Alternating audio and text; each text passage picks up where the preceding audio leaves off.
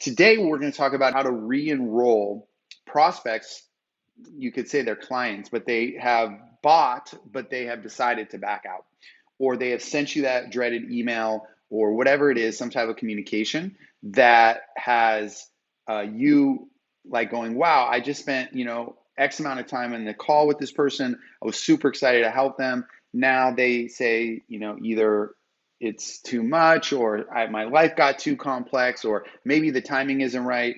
They have some kind of buyer's remorse. They have some kind of idea about why it's not good timing and they decide to back out, right?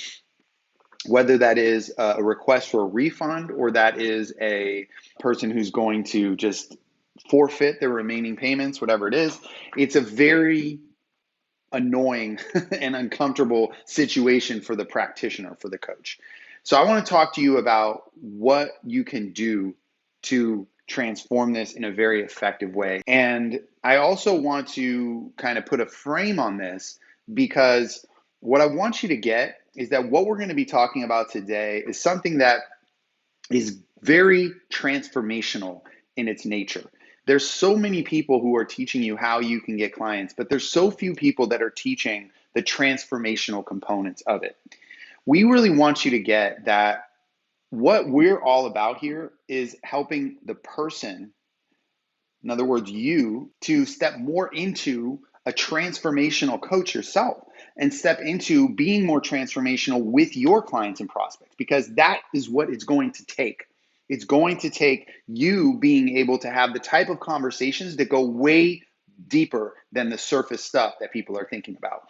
So let's get into it. Let's talk about how do you re-enroll a client who is thinking about backing out. All right. The first thing that you want to do when you get that email, when you actually get that communication, is to not send an email back that's long-winded or to try to sit down and construct a message that is supposedly going to change their mind.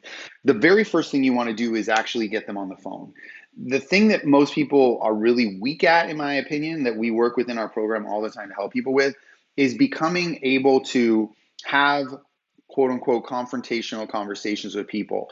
Because over the phone or over Zoom, you're going to have a lot more rapport than typing something in text or chat or in an email. The reason is pretty simple. People don't read energy well from text, and it's very easy to be miscommunicated. So you might say something that's loving and they take it as rude, and it's all because they couldn't hear the tone of your voice or see your body language. And those kinds of things are the reasons why a lot of times people lose clients, because of the way they respond to those messages. So the first thing you want to do is actually say, hey, got this, awesome. I'd love to jump on the call with you today for like 5 minutes and chat a little bit about this. It's very simple, but you just want to have like a sentence that says, I'd love to chat with you about this.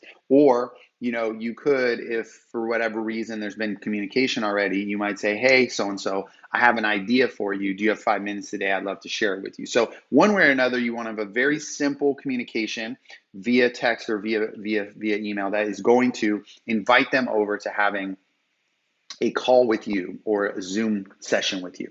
Now that you get on the session with them, I want you to really take notes and really look at this. And again, I want to come back to the frame of the transformational piece that I said at the beginning of this, because this is what makes us different from any of the other coaching programs in the industry, in my opinion. We are always looking at having a conversation with our prospects that elevate them in our eyes to who they are going to be, not who they maybe are showing up as.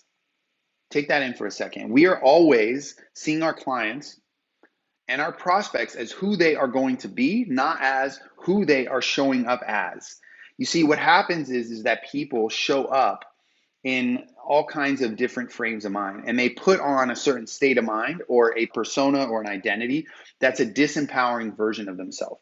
We all have patterns. We all have things that make us do this. I won't get into all the psychology behind that, but you have patterns, and that some days you feel like you don't believe in yourself, and other days you might have a lot of confidence. Well, when you feel like you don't believe in yourself, you have bought into that paradigm or that perspective, and that is a pattern that is on display when you're in front of somebody. So when your client is doubting whether they can get results in your program or whether they should do this thing, what they're really doing is coming to the moment with a state of mind that is disempowered.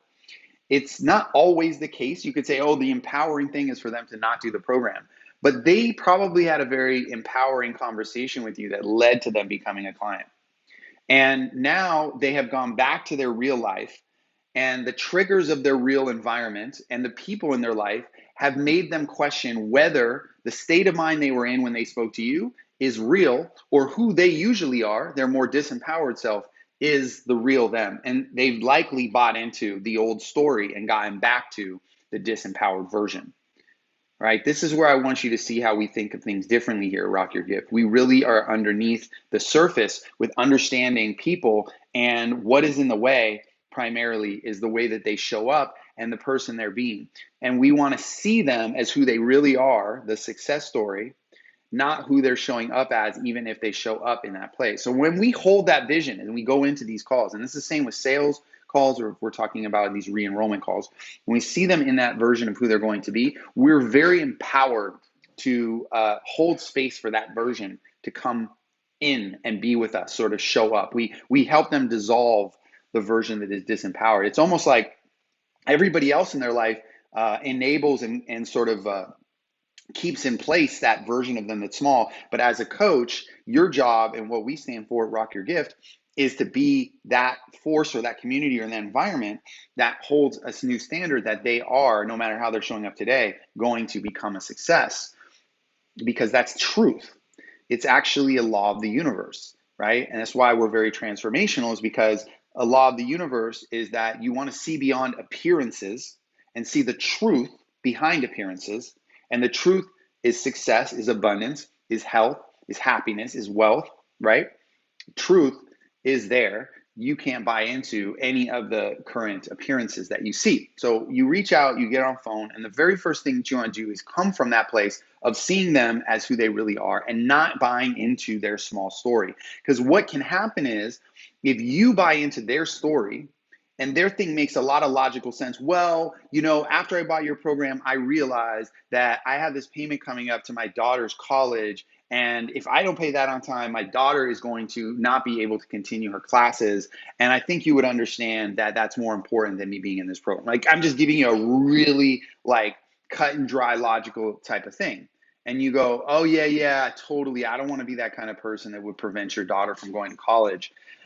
You know what I mean? It's like, who would want to be that person, right? So at the end of the day, you want to step into that transformational perspective where you can see beyond that story. You see how hard that is? If you're taking everything they say from face value, it's very hard, because you're a good person, and the good person would never do that to somebody. But what's even more good person than buying their story is to actually see that their story isn't true. In reality, it's not true for them. It's not actually true, okay? The idea that they are limited in their resources and therefore they have to make a decision between paying for their daughter's school or paying you is not true. That's their thinking. So you bought it. You might have already bought it when I said it earlier, because that's how a lot of people think. But I'm here to help you and show you how we work with people, and what we do is all transformational. So instead, you're seeing that that's not true, and you are now holding space for a higher truth to be present in this conversation. So first step was you get on the call. Second step is that you actually hold that vision of them and you don't buy. So no matter what they say, you stay high level in terms of who you see them as being, the possibility, the abundant nature of that person. Okay.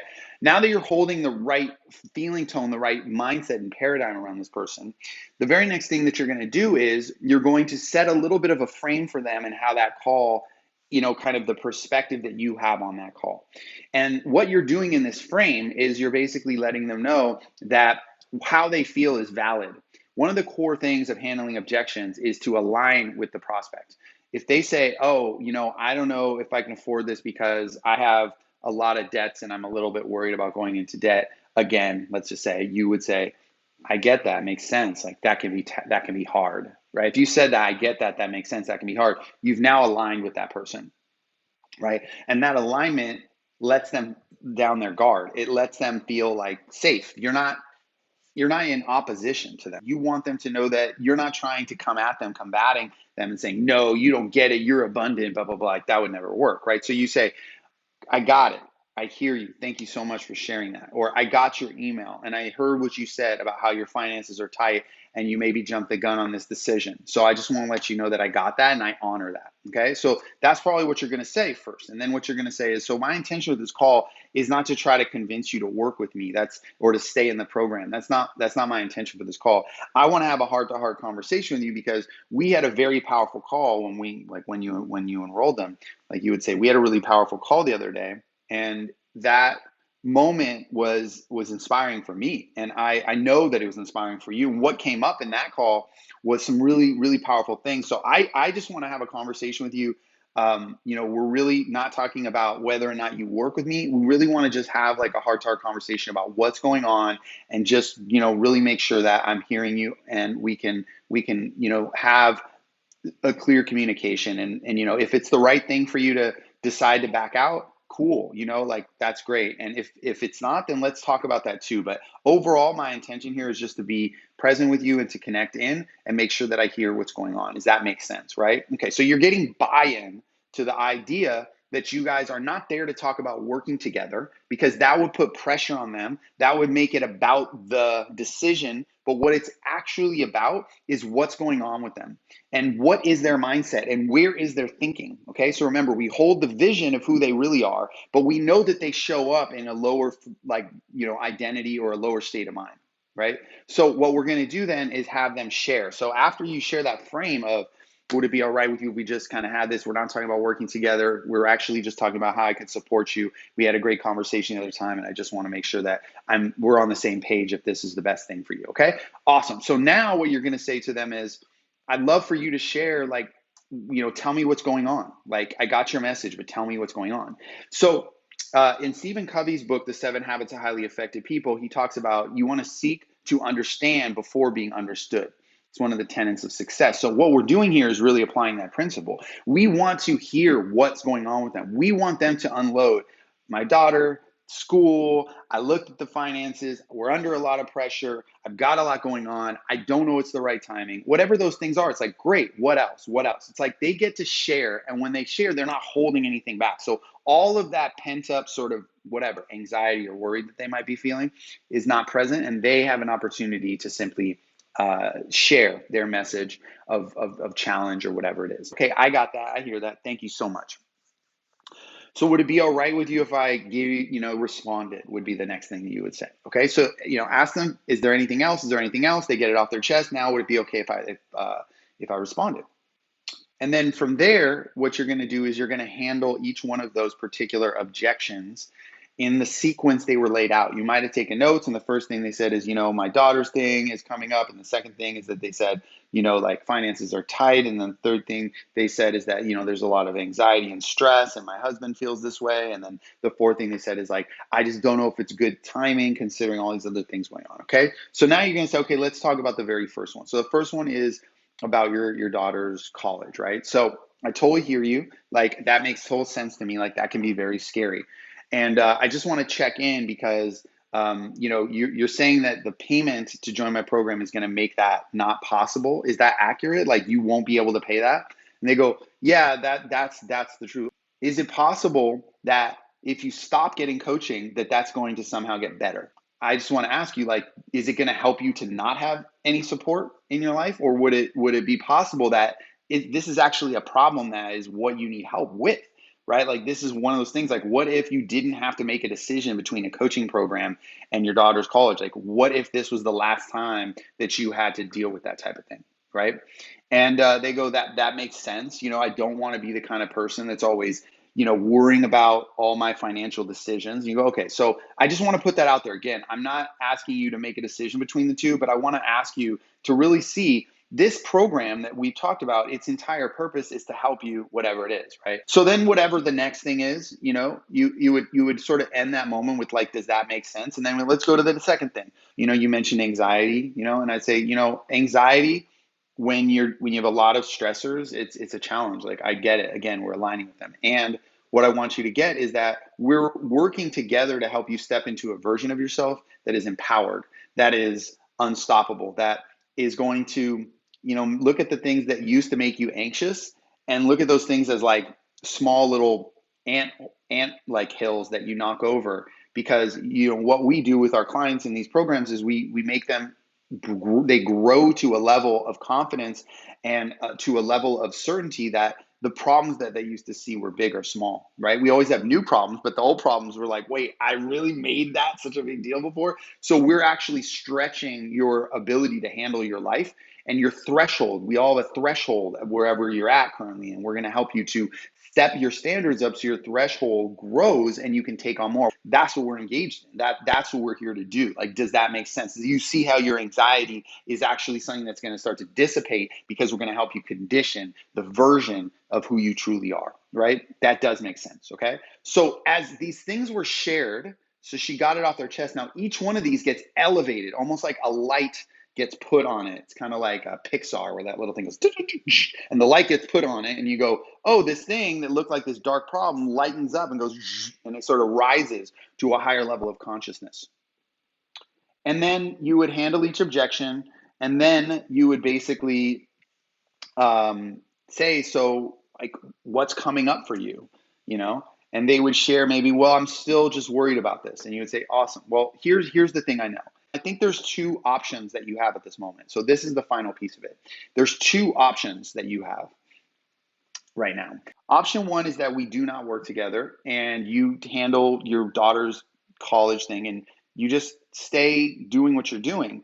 And yes, you won't have the discomfort of making another financial decision, but you will have the same problems that were here when we started talking. You will not have broken through the things you said. You will be on the trajectory you have been on. And all you will have done is basically said no to something that was scary, but was ultimately going to get you to another level. But that's fine. That's your choice. You could totally do that, right? Or number two, you decide to move through this fear. And yes, you have to take in the discomfort of making a financial decision. And yes, we are going to expect you to fulfill on your payments and all that. But the reality is that now you have the ability to elevate to a version who's going to look at these payments and look at your problems from an entirely new perspective and see how powerful you are and realize that you can conquer any of these things. And I'm here to help you. I'm in your corner. You've got, a whole community that's here behind you. We have the process, the system, we have the inner game, we have all the pieces that are going to help you to break through to the next level of revenue, the next level of mindset, the next level of impact in your life and business. And so when you see those two roads, like what comes up? So what we've done is we've laid out for them an option. We're not closing them. We're actually asking them to decide which version of themselves do they want to be. And because we've always held the vision that they are the highest level of themselves, that we didn't buy into their small self, they've been rising the entire conversation to our vision of them, at which point they will choose to stay in the program because it's just the obvious right choice. It's just the obvious right choice. If this was valuable to you, go ahead and drop what was valuable about it. What were your biggest takeaways from it? It's been an absolute pleasure spending this time with you today. I will see you in the very next live. Peace.